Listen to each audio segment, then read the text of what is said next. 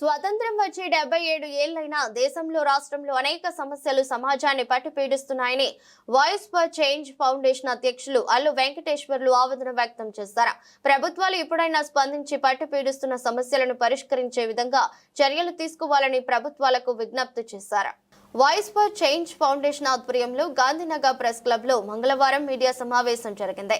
ఈ సమావేశంలో ఫౌండేషన్ అధ్యక్షులు అల్లు వెంకటేశ్వర్లు పాల్గొని మాట్లాడుతూ స్వతంత్రం వచ్చి 77 ఏళ్ల తర్వాత కూడా సమాజాన్ని అనేక సమస్యలు పట్టి పీడిస్తున్నాయన్నారు.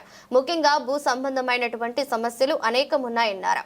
వాటిని అధికారులు కానీ ప్రజాప్రతినిధులు కానీ పట్టించుకున్న దాఖలాలు లేవన్నారు. దేవాలయ భూములు అన్యాక్రాంతమైన వాటిని తిరిగి స్వాధీనం చేసుకునేందుకు చర్యలు లేవన్నారు. అవినీతిని నిరోధించి అందరికీ వైద్య విద్యం ఉచితంగా అందించడం ద్వారా సమాజ అభివృద్ధి చేయవచ్చన్నారు. అందుకు తగ్గట్టుగా ప్రభుత్వాలు చట్టాలను రూపొందించి సమాజాభివృద్ధికి తోడ్పడాలన్నారు. సార్ ఓకేనా? అందరికీ నమస్కారం అండి. నేడు ఈ సమావేశంకి వచ్చినటువంటి విలేకరులందరికీ కూడా అనేక ధన్యవాదాలు. నా పేరు Allu Venkateswarlu. Just voice for change అనేటువంటి ఫౌండేషన్ ద్వారా మేము సమాజానికి మంచి విధానాన్ని అందించదలుచుకున్నాం.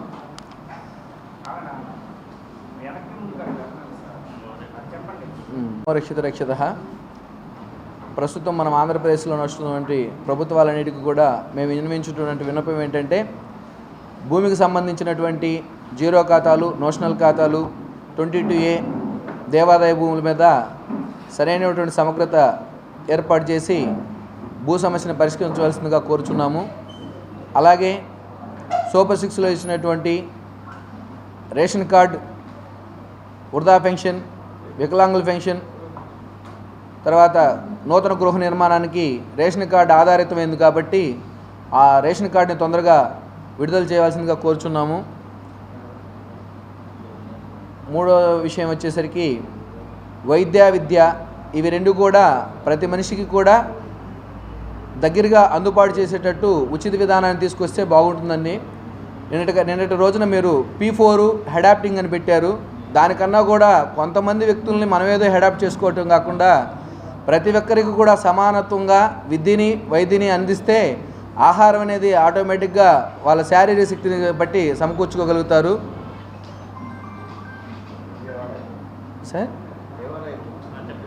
నాలుగో అంశం ఏంటంటే, ప్రధానంగా మనకి స్వతంత్రం వచ్చి 77 సంవత్సరాలు అయితే సెల్యూట్లు కొట్టుకోవడానికి సరిపోతుంది, కానీ మనకి దైవం కనపడదు, వినపడదు, కానీ రక్షించేవాడు ఆయన అని చెప్పుకున్నటువంటి దేవాదాయ భూముల యొక్క పరిరక్షణ నేటికి కూడా జరగకుండా దద్దోజనాలకి ఉప్పన్నాలకే మనం మిళితమయ్యి మెళ్ళో శాలువాలు దండలు కప్పుకోవడానికి సరిపోతుంది తప్ప దేవాదాయ భూముల పరిరక్షణ అయితే జరగట్లేదు.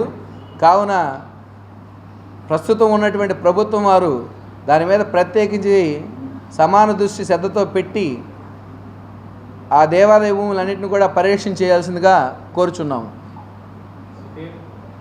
నా పేరు అల్లు వెంకటేశ్వర్లు అండి. మాది ప్రకాశం జిల్లా పామూరు మండలం తూర్పు కటికిందపల్లి గ్రామం.